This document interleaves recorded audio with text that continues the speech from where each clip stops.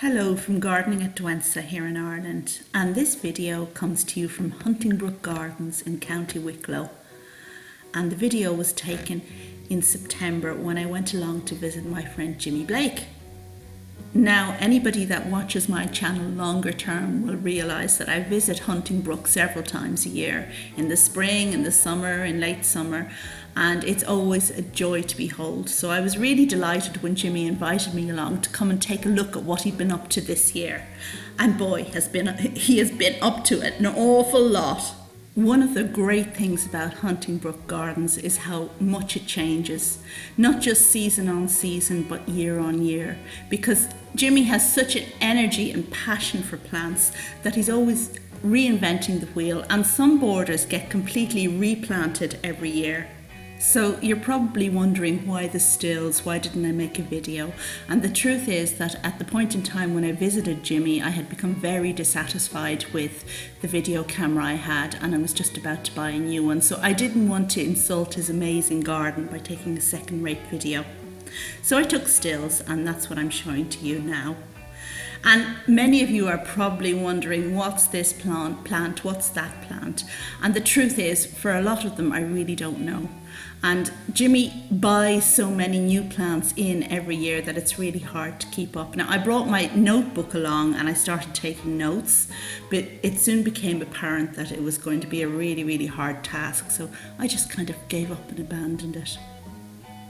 What I will say about a lot of these plants is that many of them are tender, and what we're looking at, perhaps 50 to 75% of it will need to be dug up and overwintered in a frost-free polytunnel, and Jimmy certainly has the energy to do all that and then plant them out the following year once the frost has gone.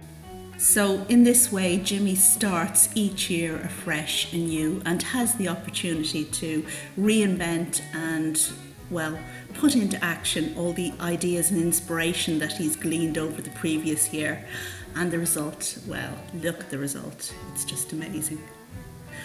We can see lots of salvias peppered in there, and as some of you realise, Jimmy currently has an obsession with salvias. And salvias, because they flower so late, lend themselves so well to this kind of amazing display we're looking at now that was in September in his garden, when many people's gardens have gone over and have gone past their best by. Also, you'll notice Jimmy's use of dahlias, and they really are great ones for late summer interest. He tends to favour colours in tones of orange and blue, and well, really fantastic looking planting going on there. So I guess we'll take another few minutes just to revel in Hunting Brook's amazing late summer planting and, well, get our last lap of summer and sun and all things good to tide us through the cold winter days. That dahlia there is called Tartan, and isn't that fantastic? A little bit old-fashioned and yet with a modern twist. I just love it. And we've been seeing dogs in this photo.